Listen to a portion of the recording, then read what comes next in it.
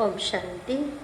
आज बाबा की 1/7/2022 की साकार महावाक्य सार में, मीठे बच्चे, तुम्हें मास्टर प्यार का सागर बनना है। कभी भी किसी को दुख नहीं देना है। एक दो के साथ बहुत प्यार से रहना है।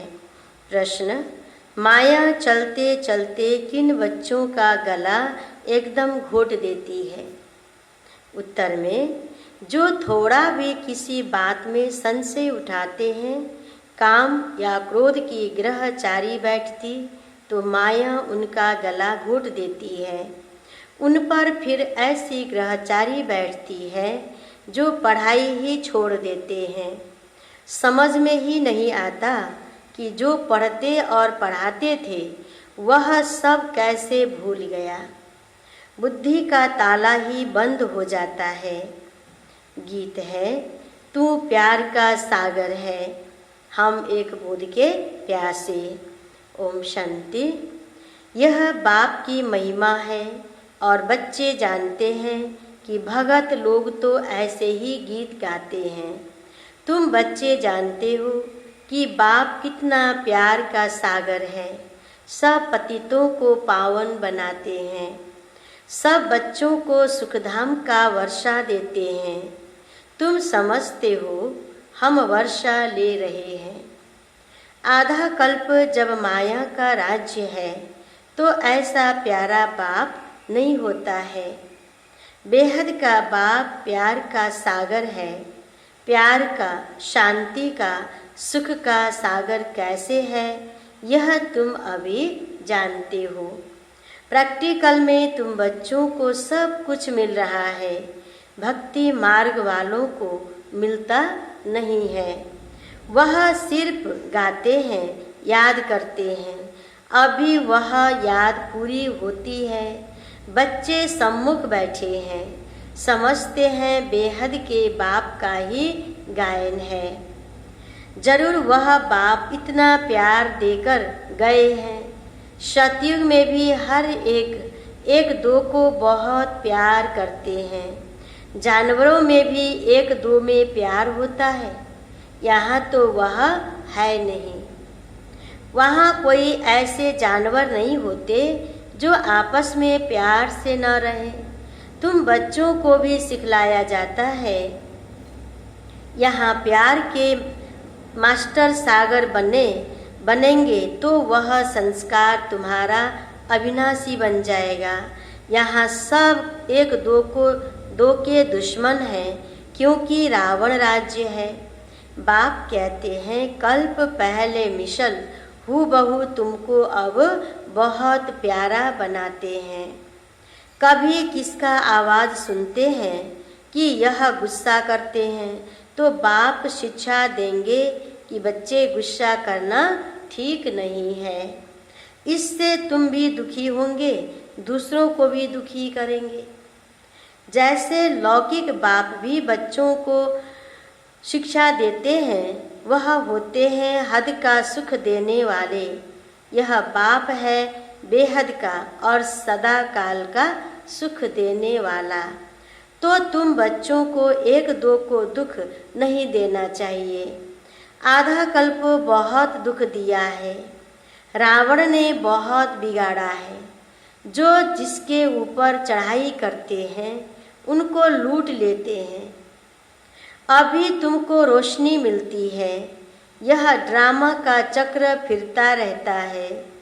अगर तुम ज्ञान के विस्तार को नहीं समझ सकते हो तो 2 अक्षर ही याद करो। बेहद के बाप से हमको यह वर्षा मिलता है। जितना जो बाप को याद कर कमल पुष्प समान पवित्र रहेंगे, अर्थात विकारों पर जीत पाएंगे, उतना वर्षे के अधिकारी बनेंगे। विकार भी अनेक प्रकार के हैं। श्रीमत पर न चलना वह भी विकार है। श्रीमत पर चलने से तुम निर्विकारी बनते हो। माँ में कम याद करना है और कोई को याद नहीं करना है।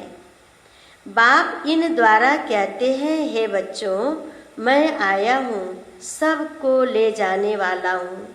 हर एक धर्म में नंबरवार है। पोप का कितना मान है। इस समय तो सब अंधश्रद्धा में है। तुम सिवाय एक बाप के और किसको मान दे नहीं सकते। सब इस समय सब आर्टिफिशियल है। इस समय सब पुनर्जन्म लेते लेते पतित बनते हैं।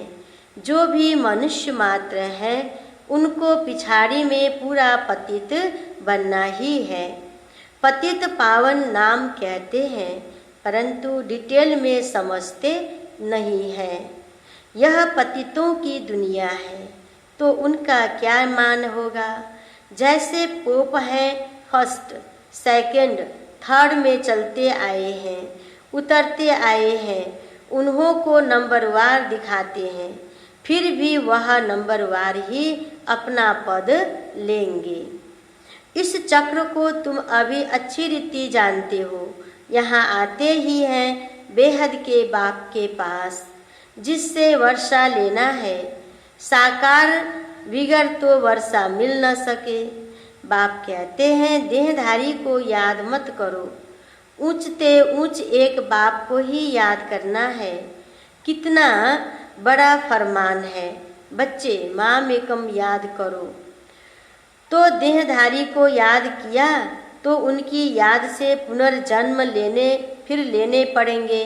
तुम्हारी याद की यात्रा ठहर जाएगी, विकर्म विनाश नहीं होंगे। बहुत घाटा पड़ जाएगा। धंधे में फायदा भी होता है तो घाटे भी होता है। निराकार बाप को जादूगर सौदागर भी कहते हैं। तुम जानते हो दिव्य दृष्टि की चाबी बाप के हाथ में है।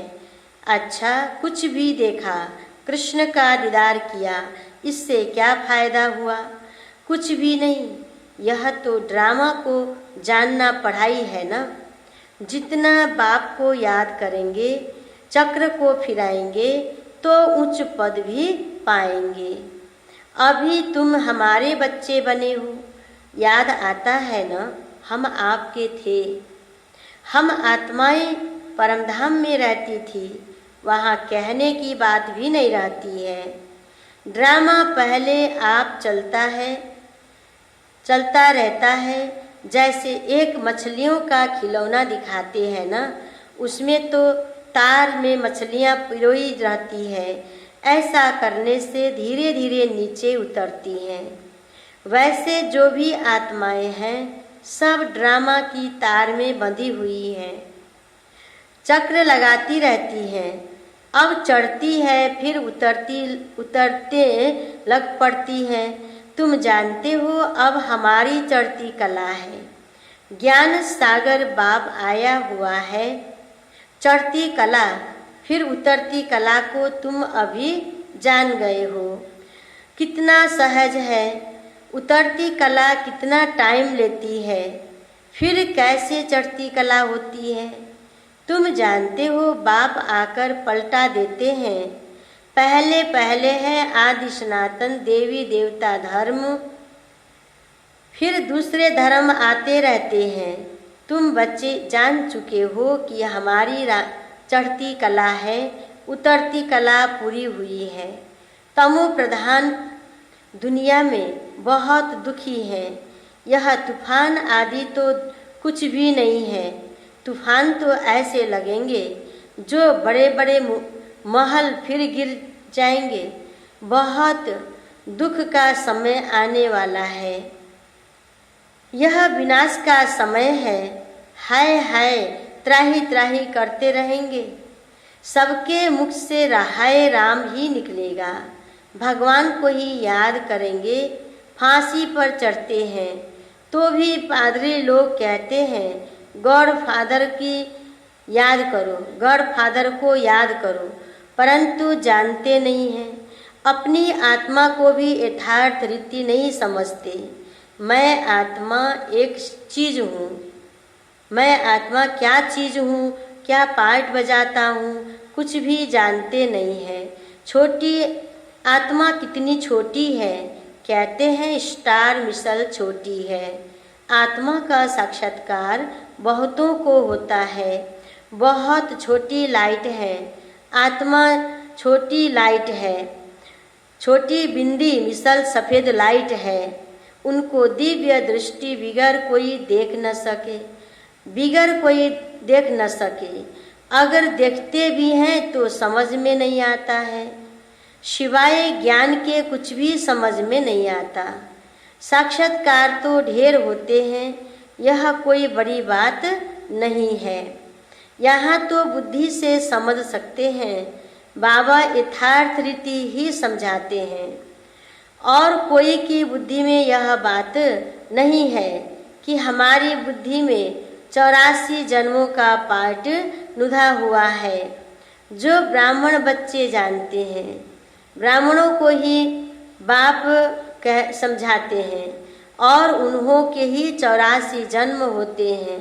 दूसरे कोई की बुद्धि में बैठेगा नहीं। तुम एक्यूरेट समझते हो कि 84 जन्म का चक्र है।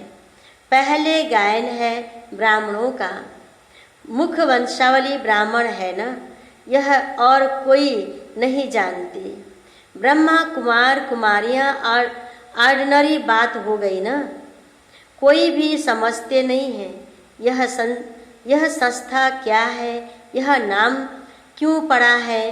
प्रजापिता ब्रह्मा नाम डालने से फिर क्यों का प्रश्न निकल ही जाएगा। तुम कह सकते हो शिव बाबा के बच्चे सब भाई भाई हैं कि फिर प्रजापिता ब्रह्मा के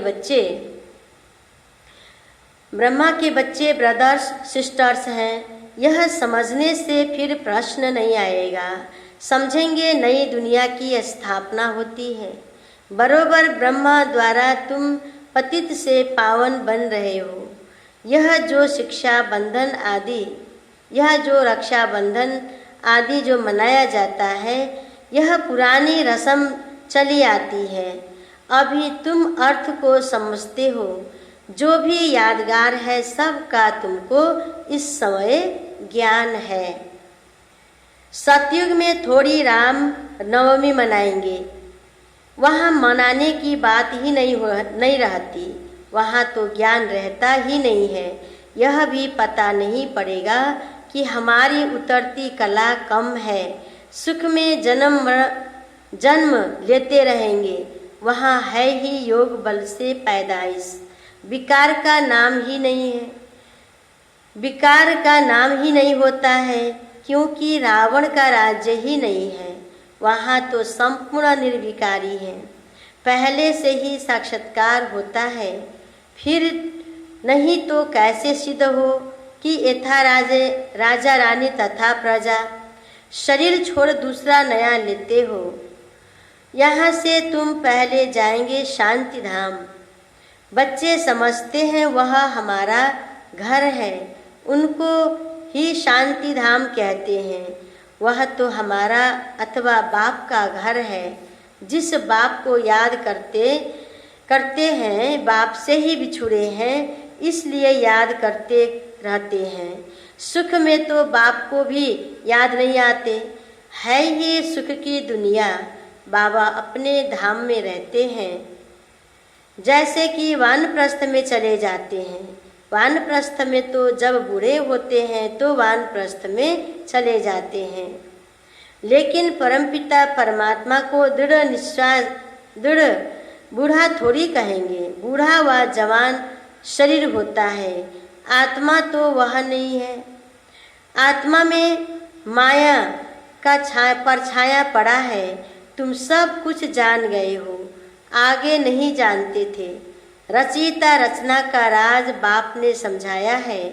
तुम बच्चे समझने बैठे हो। तुम उनकी महिमा गाते हो, उनकी महिमा गाते हो। प्रेसिडेंट हैं, प्राइम मिनिस्टर हैं। सबको अपना अपना पार्ट मिला हुआ है। बाप ऊंचे ते उच्च गाया जाता है तो जरूर हमको ऊंचे ते उच्च वर्षा मिलना चाहिए। कितनी समझ की बात है। जैसे बाप समझाते हैं, बच्चों को भी समझना चाहिए। पहले बाप का परिचय देना है। वर्षा भी बाप से ही मिलता है।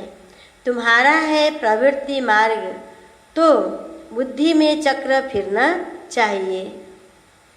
सर्विस जरूर करनी चाहिए।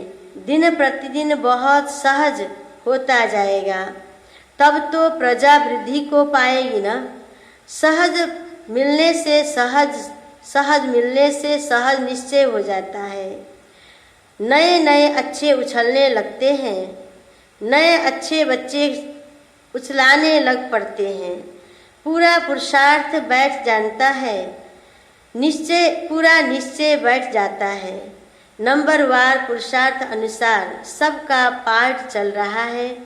हर एक सच्ची कमाई करने का पुरुषार्थ कर लेते हैं। सच्ची और झूठी कमाई क्या है? सच्ची और झूठी फर्क तो इतना रहता है ना, सच्चे रतन दूर होने से ही चमकते हैं। आजकल चमकते हैं। आजकल मनुष्य को पैसे परखने की कितनी मुसीबत है। कहाँ छिपावे, कहाँ रखें। धन पड़ा होगा, समय ऐसा आएगा जो कुछ नहीं कर सकेंगे। तुम बच्चों का भी नंबरवार बुद्धि का ताला खुलता जाता है। कहाँ न कहाँ ग्रहचारी बैठती है तो कोई न कोई संशय आ जाता है। पढ़ाई ही छोड़ देते हैं। समझ में ही नहीं आता, हम तो पढ़ते थे, पढ़ाते थे, अब क्या हो गया है। थोड़ा भी संशय आने से गला घुट ही जाता है। बाबा में संशय हुआ, विकार में गाए तो एकदम से गिर पड़ते हैं। काम और क्रोध सबसे बड़े दुश्मन हैं। मोह भी कम नहीं है। लाइफ की स्मृति नहीं रहती होगी, सब स्मृति रहती है।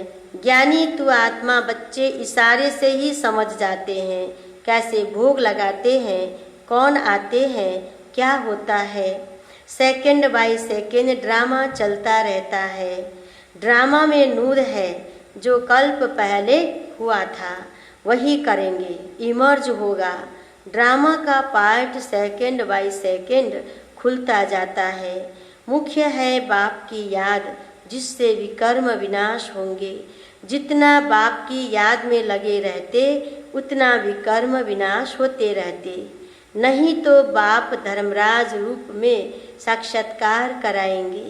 अभी भी बहुत है जो चलते चलते अनेक भूलें करते रहते हैं, बताते नहीं हैं। नाम बहुत अच्छा है, परंतु बाप जानते हैं कि कितना कम पद हो पड़ता है, कितनी ग्रहचारी रहती है। उल्टे विकर्म करके बाप से छिपाते रहते हैं। सच्चे के आगे कोई बात छिप नहीं सकती। तुम्हारा सब ऊपर में नुदा हुआ है। अंतर्यामी बाबा तो वह है। समझना चाहिए हम छिपाकर फिर अंत में विकर्म करते हैं तो बहुत सजा खानी पड़ती है।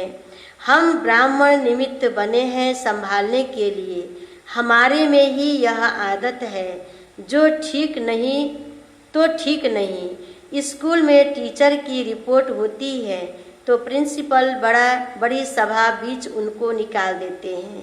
तो बहुत डर रखना चाहिए। तुमको याद एक शिव बाबा को करना है। बाबा कहते माम एकम याद करो। तुमको तो बाप के पास जाना है, उनको याद करना है और स्वदर्शन चक्र फिराना है।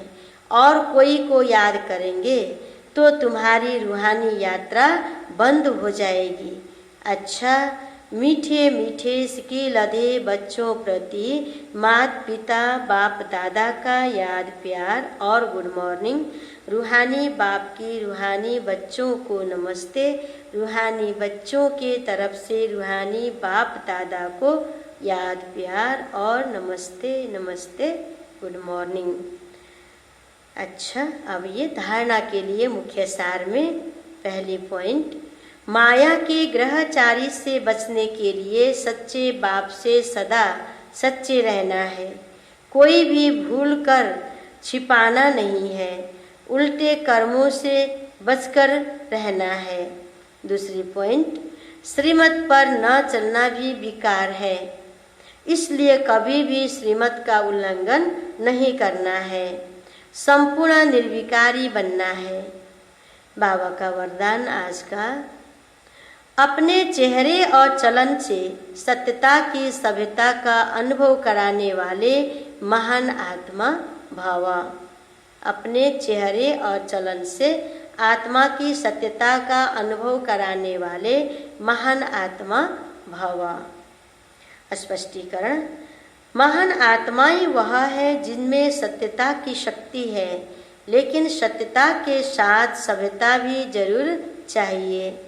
ऐसे सत्यता की सभ्यता वाली महान आत्माओं का बोलना, देखना, चलना, खाना पीना,